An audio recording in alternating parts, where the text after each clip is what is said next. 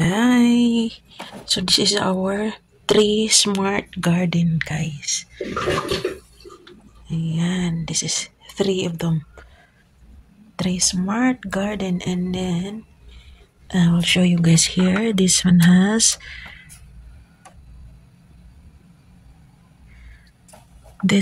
a bell pepper. The bell pepper is very slow.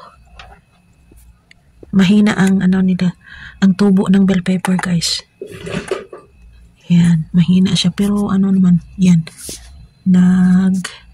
Tumubo siya pero mahina kumpara sa lettuce at saka sa tomato. So bell pepper is very slow growing compared to the lettuce and tomatoes. Alright, so this is the remote control. This is the settings for water and for the light timer. Alright, and this is the first one we have. No, not the first one, I think. Oh yeah. And here, this is the settings and the remote control. And this is the tomatoes. This tomato is 2 weeks old, and you can see how big they are, and they looks very healthy. Right, see, they looks very healthy. As you can see there. Yeah, guys, very healthy, guys. And they are 2 weeks old. Yeah. Alright, and then we have this here, the lettuce smart garden. And here, these are the lettuce, and they are now big. So the lettuce is 1 week old, and after 1 week old, this is it.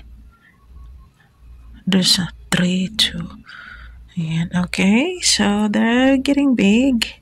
You can harvest them in 30 days, and this is 1 week, and you can see the leaves compared to my